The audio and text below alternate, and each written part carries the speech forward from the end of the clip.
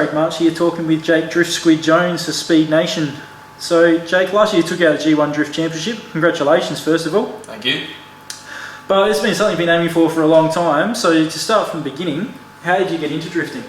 I got into drifting from the age of about 19. I first seen drifting when I was 14 years old. It was a option DVD at a mate's house.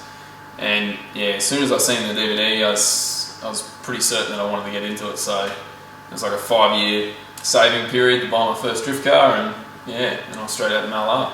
So did that drift career start in this Sunbeer right here, or has it been something else prior that was a bit bashed around and then moved up to this? Yeah, no, I bought a second-hand drift car from a well-known drifter here in SA. It was a Salady with a CA18 in it, and it was pretty interesting from the get-go.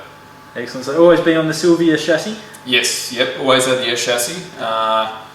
So I had the Sil80, and then yeah, went to the 1B as you see here, and that's what I've used for the last seven odd years now. So how long have you been drifting in total?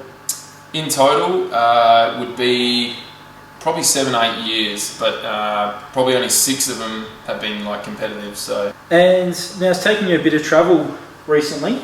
How far have you travelled? What places have you been with drifting?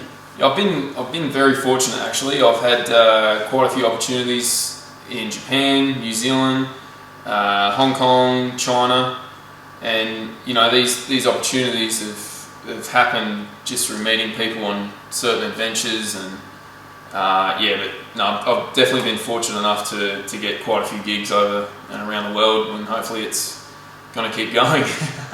Always the plan.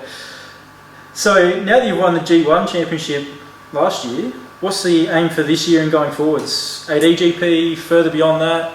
Yeah, well, I'm doing my first full season at ADGP, and that goes over the 2015-2016 season. I'd love to be able to try and back up my G1 Championship, but the first round of the year has already got a clash with ADGP, which is unfortunate.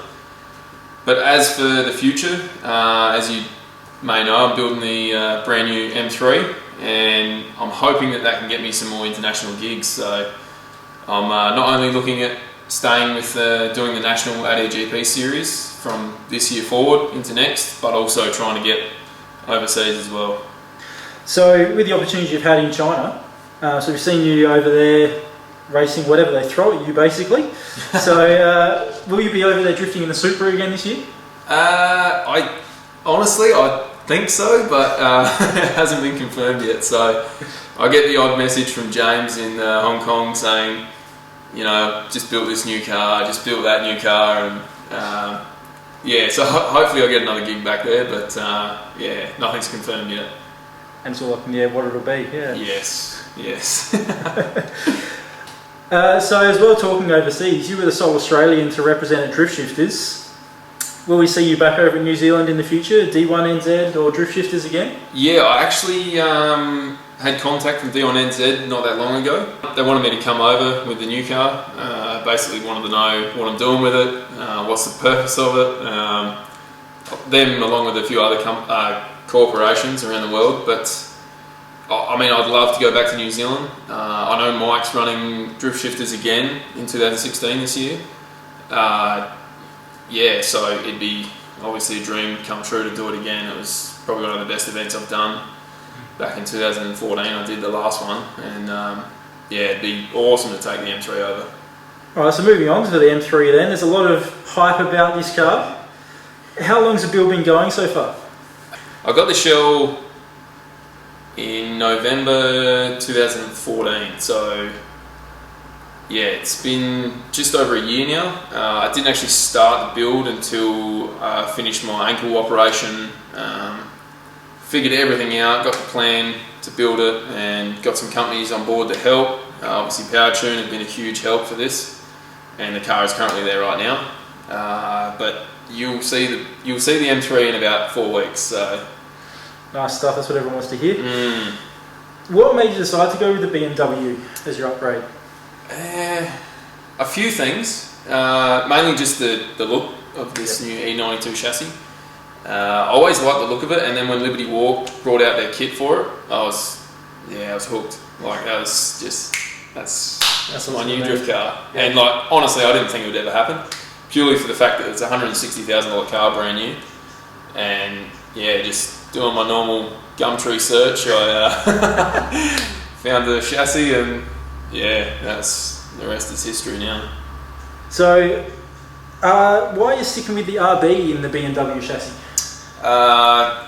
Well, we all know I love them, and I got the opportunity to build my dream engine. Like this is literally the perfect RB. Like I wouldn't be able to build it any bigger or better. Actually, no, I could, but it wouldn't be able to rev as high as I wanted to. So, yeah, I got on board with High Octane Racing many years ago. They know how much I love RBs, and they love RBs, so they come on board and hooked up a full dry sump kit for this new motor. Then I got talking to PowerTune in Sydney, and they're probably one of the best RB engine builders in Australia, and just a collaboration straight there. They just got on board straight away, and we've pretty much built the craziest RB28 engine you can get, and it's gonna be freaking insane. So single, twin turbo? Big single, thanks to GCG turbos. We're actually using a new design turbo, GTW series, and yeah, power figure is going to be pretty interesting. So no idea on the actual figures yet for the HP and kilowatts? I will be aiming for 1,000 horsepower. If we can't get it, no major deal, because the whole point of this new engine is purely the sound. We want 10,000 RPM reliably, so yeah, it's going to be good. Definitely. So reaching those figures, NOS?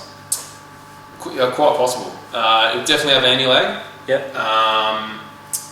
And as for the NOS, yeah, I think we will, just for the pure fact that in some cases it does make the engine more reliable. So yeah, I think PowerTune are keen to definitely put some giggle gas in it. Awesome. Everyone loves it. Any idea when we'll see a final look at the actual appearance of how it'll look with the Liberty Walk kit on it? Yeah, I think I've got a release date for the car. I can't tell you what that is because it'll give away everything, but yeah, literally start of March you'll start seeing the finished product, because obviously the car's in Sydney. We'll be testing in Sydney, and yeah, we'll be doing a few things else in Sydney, so watch this space. Sydney siders get a sneak peek. Yeah. And so will it be in the same black bases as some of you, or? Maybe. Can't give too much away. But, no squid design on it? No, keeping it under wraps? Yeah, I can't say too much there, I'm sorry. Alright. So the question on everyone's lips is, when will it make its debut? Obviously you want to keep a bit of a lid on that. Yep. Now, you said about 4 weeks? Yes. It's start of February now. Yep. And yeah, the car will be running ready to go in 4 weeks. PowerTune are doing an incredible job getting this car ready. So I've got to go to Queensland at the end of Feb for ADGP, and I'll literally be coming straight from that down to PowerTune and bringing that home as well. So it's pretty exciting. Awesome. So no official event, guys, but keep an eye out about 4 weeks' time to see the thing appearing. Yep. So once the M3 is shredding tyres, what's happening with this great car behind you? Ideally I'd love to keep it, because the plan with the M3 is hopefully does some international gigs, and I've still got a car here in Australia. That was the plan from the get-go. But financially, I'm probably going to have to sell this one. So yeah, I'm going to keep trying and pushing as hard as I can to keep both. But yeah, I think you'll probably see this one up for sale soon. Start saving your dollars, guys. Yeah. Might be worth a few pennies. Yeah. Alright, that's about all we got for today, Jake. So thank you very much for the interview, and we'll be looking forward to talking to you more in the future. Thanks heaps.